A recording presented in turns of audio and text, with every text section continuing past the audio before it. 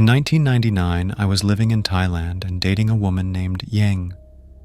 Her village was far away, deep in the jungle. I remember the first time I went there. It took hours to walk through the thick green forest. The air was always damp, and the trees seemed to whisper secrets. Yang and I had a special bond. Her smile was like the first rays of sunlight through the leaves. But life got busy, and I couldn't visit her as often as I wanted. Months turned into years, and I lost touch with Yang. I had no idea what had happened to her. One day I decided to visit her village again.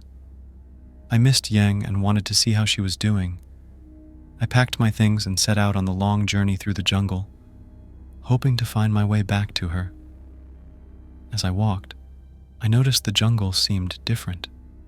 The trees were darker, and the path was harder to follow.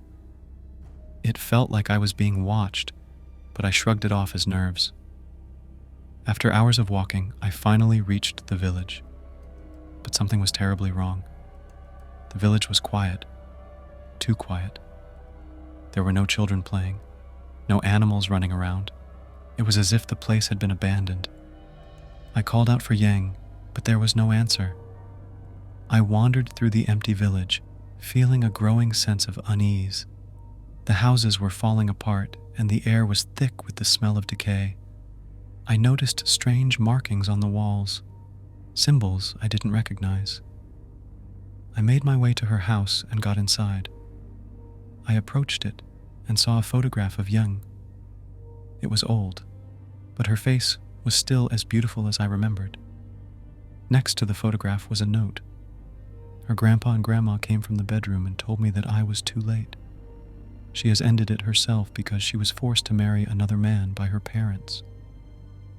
I look around and notice that they have done her funeral inside the house. Her grandma told me that their family and cousin have fled the village because she's been coming back to eat their chicken and haunted the village. A cold shiver ran down my spine. I couldn't believe what I was hearing.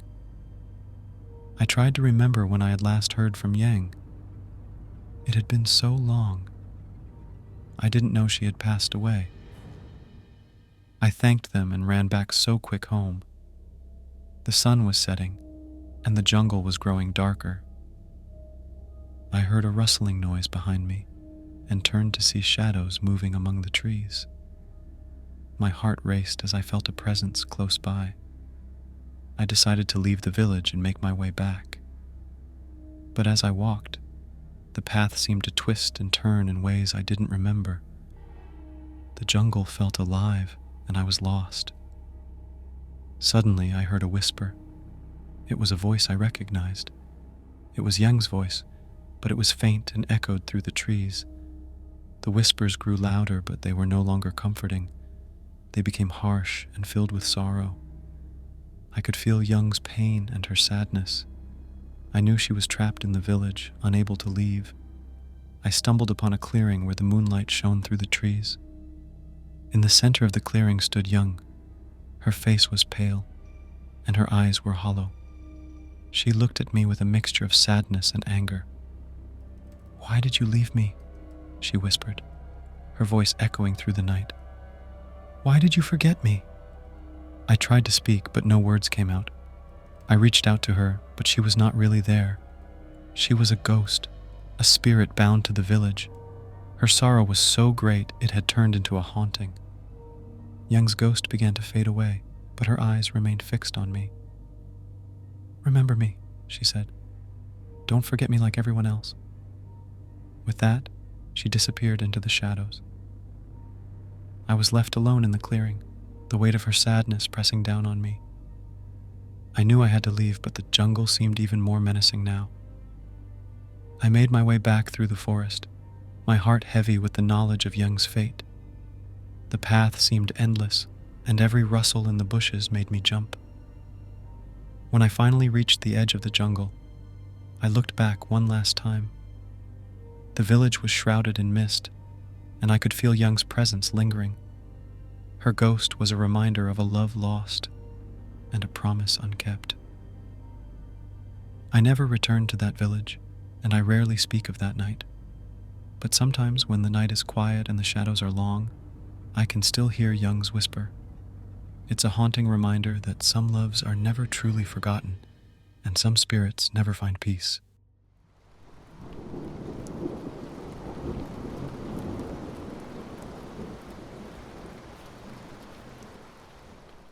It was the year 2001 when I first met Dali.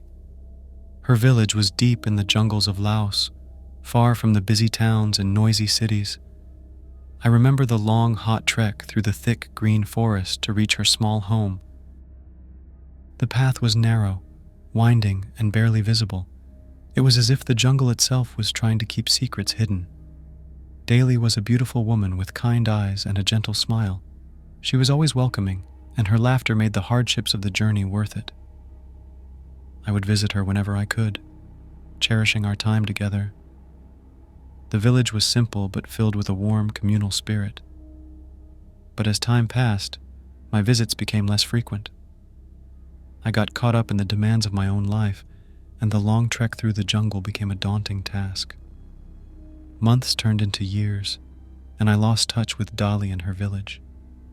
I didn't know that this would be a decision I would come to regret deeply. One rainy evening, I decided to visit Daly again. I remembered the way well, though the jungle seemed thicker than I recalled. The trees seemed to whisper secrets, and the shadows felt longer, more menacing. With each step, I felt a strange chill in the air, though the weather was warm and humid.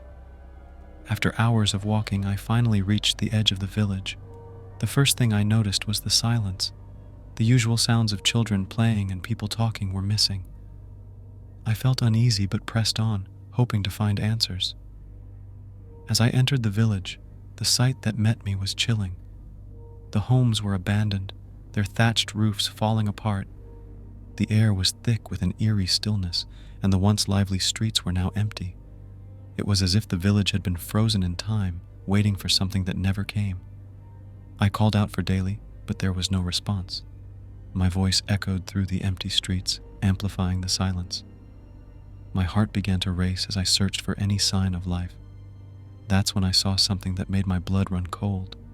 There, by the old village well, was a figure standing still. It was Daly, but something was terribly wrong. Her eyes were hollow, and her skin was as pale as the moonlight. She looked right at me, but there was no recognition in her gaze, only a haunting emptiness. I approached her, but as I got closer, she slowly began to fade. Panic set in, and I tried to reach out, but my hands went through her. It felt like I was trying to grab hold of mist.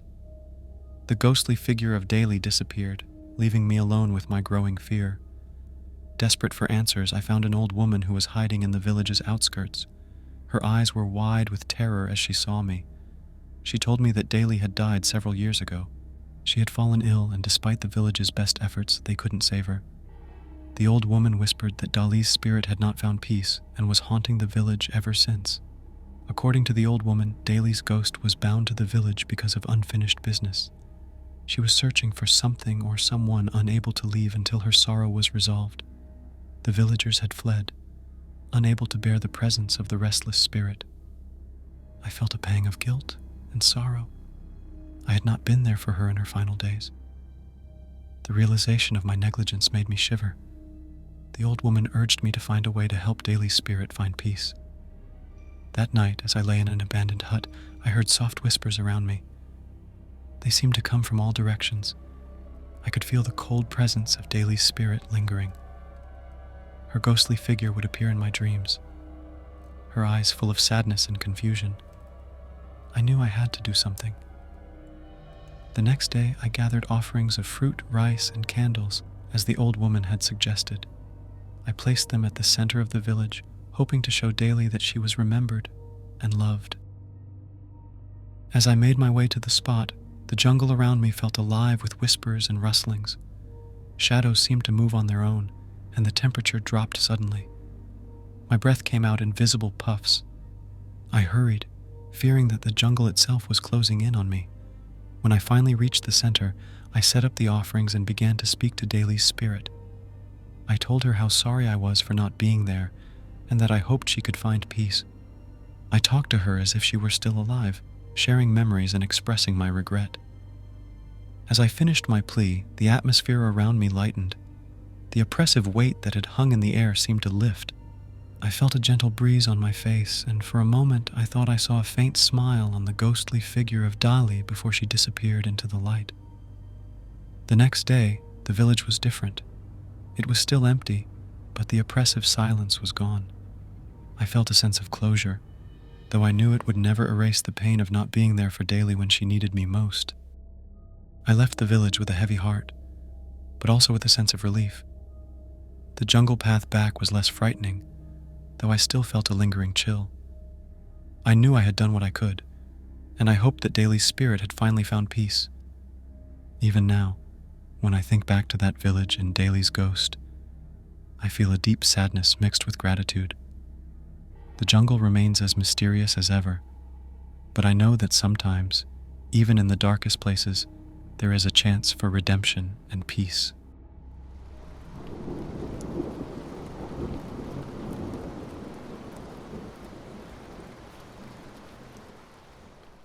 In 1966, I was a young man living in Laos, filled with dreams and hope. I was in love with a woman from a remote village, a 6-hour walk through the thick jungle from where I lived. Her village was small, nestled between tall trees and hidden away from the world. We had a special bond, and despite the long distance, we managed to visit each other whenever we could. The jungle path was always an adventure, filled with the sounds of unseen creatures and the scent of earth and leaves. The walk was exhausting, but it was worth every step to be with her. I remember our moments together fondly, her laughter, the way her eyes sparkled when she spoke, and the gentle warmth of her presence. But life can be unpredictable. Days turned into weeks, and weeks into months, and my visits became less frequent. One day I found myself unable to make the journey to her village, caught up in work and other responsibilities. Months passed without seeing her, and although I thought of her often, I couldn't find the time to make the long trek. One evening, I finally decided it was time to visit her again. I was eager to see her, to hold her in my arms and to rekindle our connection. I packed a small bag with supplies and began my journey through the jungle. The path was familiar, but there was a sense of urgency in my steps that I couldn't quite place. As I approached her village, I noticed something strange. The usual sounds of daily life, children playing, women chatting, and men working, were absent. The village was eerily silent. My heart began to race, and a feeling of dread settled over me. I quickened my pace, eager to find out what was wrong. When I reached the village, I was met with a scene of chaos and abandonment. Homes stood empty, their doors ajar and belongings strewn about. It was as if everyone had left in a rush, leaving everything behind. The once vibrant village now felt cold and lifeless. I called out for my beloved, but there was no response. The silence was oppressive, pressing down on me like a heavy weight. I wandered through the village, calling her name again and again, but there was no answer. A chill ran down my spine as I noticed a small group of villagers standing at the edge of the village, huddled together and looking somber. I approached them, hoping for some answers. Their faces were a mix of sorrow and fear, and they seemed reluctant to speak. Finally, one of the villagers, an old woman with tears in her eyes, spoke to me. "She is gone," she said softly. "Your beloved. She passed away." The words hit me like a physical blow. I felt as if the ground had been ripped from beneath my feet. "What do you mean she is gone?" I asked, my voice trembling. "How did it happen?" The old woman told me that my beloved had fallen ill with a sickness that spread through the village. Despite the villagers' best efforts, she had died several weeks earlier. They had buried her in the village cemetery, but it seemed that her spirit had not found peace. As I listened, a cold shiver ran through me. The villagers spoke of strange occurrences, shadows moving in the dark, and whispers carried by the wind. They believed her spirit had stayed behind, unable to leave the village. They had left in fear, hoping to escape the restless presence. I felt a deep sorrow and guilt. I had been away when she needed me the most. I rushed to the cemetery, my heart pounding. The moonlight cast eerie shadows over the graves, and a sense of dread filled the air. I approached her grave, hoping to say my final goodbye. As I stood there, I felt a sudden coldness, and the temperature seemed to drop sharply. I could hear a faint whispering, almost like a voice calling my name. I turned around, but there was no one there. The whispering grew louder, and I felt a presence behind me. I turned slowly, my heart racing. There, in the moonlight, I saw her. Her figure was faint and translucent, her eyes filled with sadness. She looked at me with a sorrowful expression, as if asking why I had stayed away for so long. I tried to speak, to apologize, but no words came out. The sight of her ghostly figure was both beautiful and terrifying. Her presence was filled with longing and sadness, and I could feel her pain and disappointment. I fell to my knees, tears streaming down my face. "I'm so sorry," I whispered. "I didn't know. I should have been here." The ghostly figure reached out a hand, but before I could touch it, she began to fade away. Her image grew weaker, and the whispering voices became softer until they were gone. The cemetery was silent once more. I stayed there for a long time, unable to move. The guilt and sadness weighed heavily on me. I had come to visit her, only to find that she had become a restless spirit, unable to find peace. The village was empty, and the jungle path home felt even longer than before. As I walked back through the jungle, I couldn't shake the image of her ghostly figure from my mind. I knew I would never forget this visit, the ghostly presence of my beloved, and the sorrow of realizing that I had been too late. The jungle seemed darker and more foreboding, and the silence around me felt like a constant reminder of the love I had lost. In the years that followed, I often thought of her. The memory of that tragic night stayed with me, a haunting reminder of the love that was lost and the pain of being too late to say goodbye.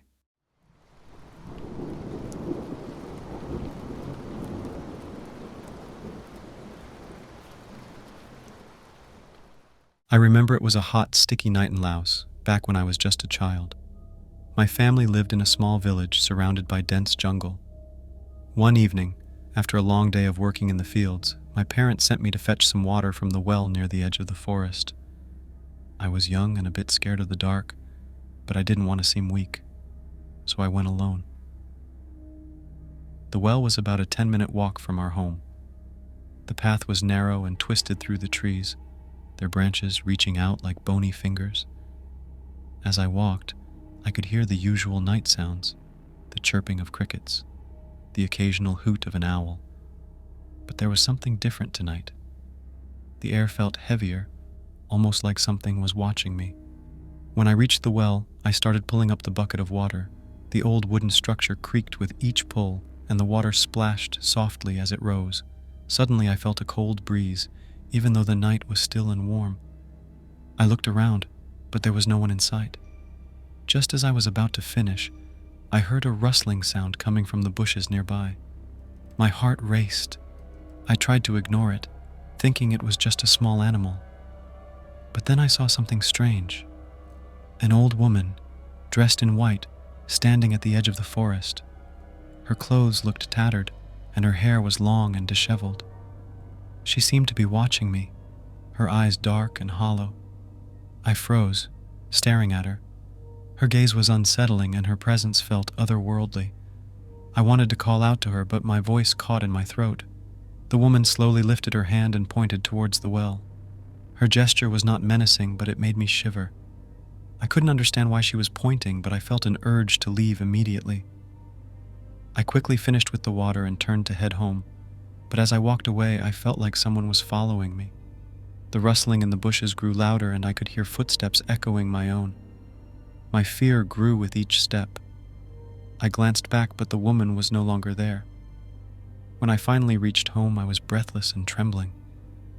I told my parents about the strange woman, but they just shook their heads and said it was probably just my imagination. Still, I couldn't shake the feeling that something was very wrong. That night, I had trouble sleeping. Every creak of the house and whisper of the wind seemed to carry the ghostly presence of that old woman. I lay awake, thinking about her hollow eyes and the way she pointed at the well. It was as if she was trying to warn me of something. A few days later, I heard from the village elders that there had been a tragic accident at the well many years before. An old woman, who had been well respected in the village, had fallen in and drowned. Her spirit was said to still linger around the well, searching for something she had lost. When I learned this, everything clicked into place. The ghostly woman I had seen must have been her, trying to reach out or maybe even warning me. It made sense why she seemed so lost and why her eyes were so empty. From then on, I always made sure to go to the well with a family member, or at least someone from the village. I couldn't shake the feeling that the old woman's spirit was still out there, watching and waiting. Even today, whenever I hear the wind rustling through the trees or see a figure in the distance, I remember that night and the eerie presence of the ghostly woman. The villagers still talk about the old woman's spirit sometimes. They say that if you go to the well alone at night, you might catch a glimpse of her, still searching for something lost. I don't know if it's true, but I never took the chance again. That experience left a mark on me. Even though I grew up and moved away, the memory of that night never faded. It's a reminder of how real and present the spirit world can feel, especially in a place as old and full of stories as our village in Laos. Looking back, I realized that the old woman's spirit wasn't just a ghost. She was a part of our village's history, a tragic reminder of the past. And sometimes, I think about how we are all connected to these stories, these spirits, in ways we might not fully understand. Every time I tell this story, I feel a chill. It's a tale of respect and remembrance, of how we carry the past with us, even in our everyday lives. And though I no longer live in Laos, I carry the lesson of that night with me, always cautious and always respectful of the unseen world around us.